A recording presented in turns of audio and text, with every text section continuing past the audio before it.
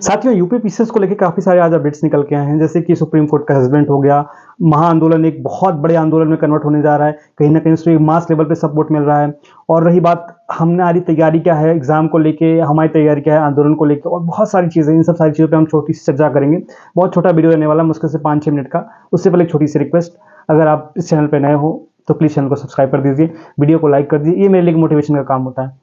अब बात करते हैं कि 2-3 चीज़ें मैं बात करूँगा, छोटा-सा वीडियो है। देखो, पहली चीज़ क्या है कि जो हमारे और आपके बीच में एक गिला शिकवा था, कल मैंने वीडियो अपलोड किया था और एक चैट बॉक्स इनेबल कर रखा था और आगे भी चैट बॉक्स इनेबल रहेगा। उस पे जो भी आप लोगों को बोलना था, हमें जो बोलना था, हमने बात पे क्लियर कर ली। अब बात करते हैं आगे की। आगे की बात ये है कि एक्चुअली अब हमें करना क्या है। एक्चुअली देखो, हमें पढ़ाई भी मेंटेन करनी है, हमें मोमेंट भी स्ट्रॉन्ग रखना है, हमें और भी सारी चीज़ें करनी है। हर एंगल पे हमें कुछ ना कुछ एक बड़े लेवल पे चीज़ें लेके आनी है और इसको हम मैनेज कैसे करेंगे। अब सबसे पहले मैं बात करूँगा कि सुप्रीम कोर्ट का जो जजमेंट था एक्चुअली वो है क्या। देखो, सुप्रीम कोर्ट का जजमेंट जो है कि राजस्थान का जो भी गवर्नमेंट थी, उन्होंने कुछ वैकेंसी निकाली थी, जिसमें बीच में उन्होंने कुछ चेंजेस कर दिए थे। एक्चुअली हुआ क्या था कि इंटरव्यू के जो मार्क्स थे उसको बढ़ा दिया था, तो उसके अगेंस्ट में कुछ लोग चले गए थे सुप्रीम कोर्ट और डिसीजन आया, उसमें बोला गया कि जो भी नोटिफिकेशन आ जाता है उसमें बीच में आप कुछ नहीं बदल सकते।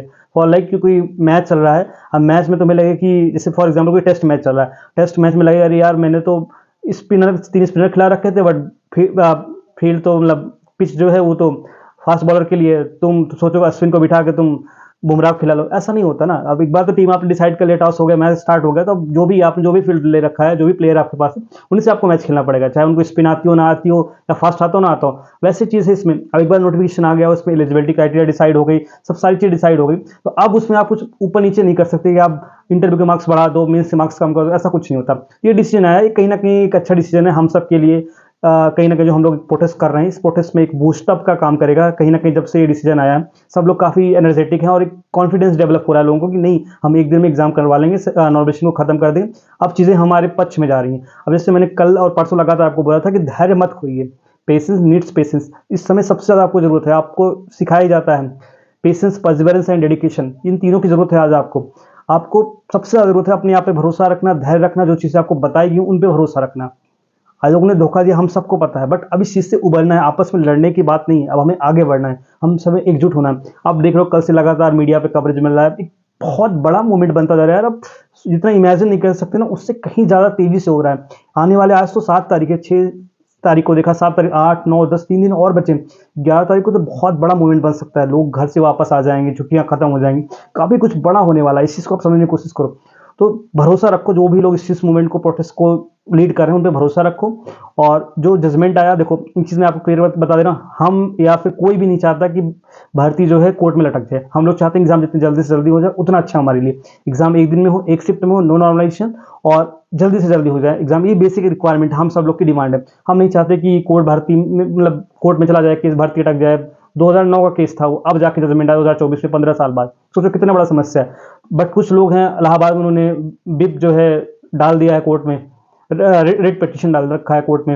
अब सोचो ना कितनी बड़ी समस्या। अब कोर्ट में अगर वैकेंसी चली गई तो फिर 2-3 साल तो ऐसे चलती रहेगी चलती रहेगी। 2023 में जो था, सुप्रीम कोर्ट ने जो जजमेंट था इसको रिजर्व रखा था 2023 में।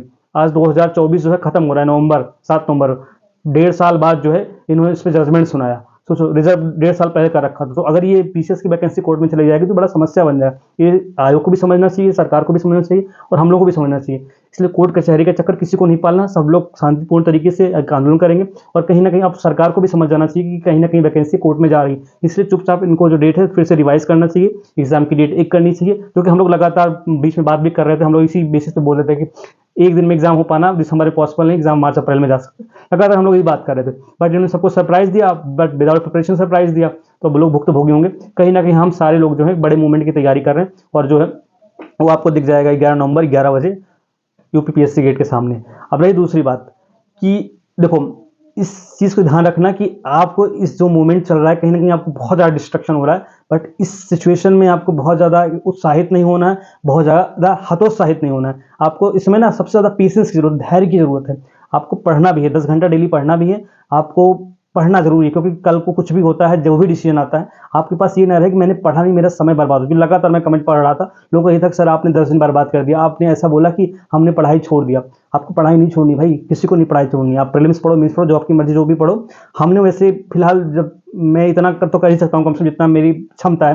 मैंने एक टेलीग्राम ग्रुप बना रखा है, उसमें मैं डेली टारगेट दे रहा हूँ, टारगेट 30 डेज़ का। अगर मान लो 7-8 तारीख को एग्जाम हो जाता है तो 30 दिन अभी हैं, डेली टारगेट दिया जाएगा। अगर आपको अपनी समझ में नहीं आ रहा मुझे क्या करना है, उस ग्रुप में 60-70 लोग ऑलरेडी हैं, उसमें आपको डेली सुबह टारगेट मिलेगा, उस टारगेट को आप कंप्लीट करो, आपका पूरा सिलेबस कंप्लीट हो जाएगा, करंट अफेयर कंप्लीट हो जाएगा, पीवाईक्यू कंप्लीट, मतलब पूरी प्रिपरेशन हो जाएगी। अगर एग्जाम हो जाता है 7-8 तारीख को, चांस नहीं है बट हो जाता है, तो उस केस में आपकी प्रिपरेशन मेंटेन रहे, आपको अपनी तरफ से प्लान बनाने की जरूरत नहीं। उस ग्रुप को ज्वाइन कर लो, उसमें आप अच्छे से अपने सब कुछ जो है, जो भी बताया जाता है उसको पढ़ो और रात में उसमें अपलोड कर दो। ये पहले भी मैंने एक्सरसाइज की था, अगर जो लोग पुराने उनको पता है मैंने किया था, बट बीच में मैंने बंद कर दिया था। तो आप लोगों के लिए 30 दिन का है, फ्री ऑफ कॉस्ट है, नो कॉस्ट इस पे। मैं अगर आपको टेलीग्राम नहीं ग्रुप ज्वाइन करना तो मैं जो मेरे यूट्यूब चैनल का जो कम्युनिटी है उसमें भी डेली में टारगेट डाल देता हूँ, उसको आप फॉलो करके अपना पढ़ो दिन भर का, तो कोई इशू नहीं है। तो वो टारगेट फॉलो कर सकते हो, बट पढ़ना जरूरी है। 3 चीज़ आपको समझना है, पढ़ाई तो सबसे मस्ट है, बिना पढ़ाई के तो सिलेक्शन नहीं हो जाए। एग्जाम दिसंबर में होगा या फिर कभी भी होगा, पढ़ना पड़ेगा, बिना पढ़े सिलेक्शन नहीं होगा। कुछ लोग तो पढ़ रहे हैं, उनको कुछ भी फर्क नहीं पड़ रहा, वही लोग पढ़ रहे हैं, इनको 7-8 तारीख से कोई फर्क नहीं है। वो 150 क्वेश्चन में 150 क्वेश्चन सही करने वाले लोग, उनको नॉलेज से कोई फर्क नहीं है, परसेंटेज से कोई फर्क नहीं है, तो उन्हीं लोगों के साथ आपका कंपटीशन है। तो पढ़ना तो आपको पड़ेगा, उसमें कोई इशू नहीं है, तो पढ़ना तो पड़ेगा, पढ़ते रहो। एक चीज़ मैं सबसे मस्ट चीज़ बताना जा रहा हूँ, सबको समझो। देखो लोग बोल रहे हैं कि आप प्रोटेस्ट साइट पे आओ, प्रोटेस्ट करो, बट उससे पहले ना आप एक चीज़ कर सकते हो। जैसे आप 10 घंटा 12 घंटा पढ़ते हो ना, आपको क्या करना है कि आप कुछ नहीं करना है, आपको एक पेपर पे, जैसे फॉर एग्जांपल कोई व्हाइट पेपर है, जस्ट गिव मी टाइम, जैसे एक व्हाइट पेपर है, उस पर आप ऐसे लिख लो, या चेहरा आपको नहीं दिखाना, चेहरा छिपा के ऐसे लिख लो, इसमें लिख लो कि I against normalisation, one day one shift UP PCS R, जो हैशटैग था उसको लिख के ऐसे करके आप लगा लो। चाहो तो आप इसको स्टेटस बना सकते हो, अपने जो भी व्हाट्सएप यूज़ करते हो, टेलीग्राम या फिर इंस्टाग्राम फेसबुक पे, वहाँ पे एक फोटो डाल सकते हो। 1 मिनट आधा मिनट का वीडियो बना सकते हो, जिसके पास यूट्यूब चैनल है, इंस्टाग्राम है, वहाँ पे शॉर्ट्स बना के डाल सकते हो। आपकी मर्जी है, आपको जो भी चाहो। तो बट ये चीज़ ना अभी करोगे क्या होगा, देखो मैं बता रहा हूँ। अभी आपने से ये लगा लिया कि अगर आपको फेस नहीं दिखाना तो आप मास्क पहन सकते हो, या फिर जस्ट अपने फेस के सामने ऐसे दिखा दो, नो इशू दैट।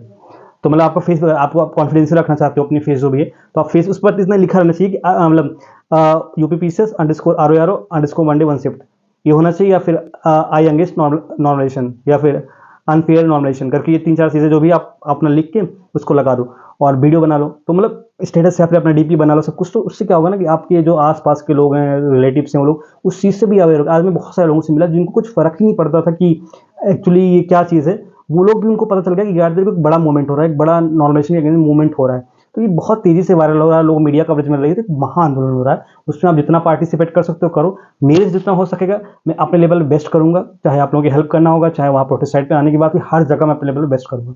बट मैं चाहता हूँ आप लोगों का भी सपोर्ट हो और परेशान नहीं होना। बस इस समय होता है कि धैर्य रखना, धैर्य सबसे बड़ा होता है, धैर्य।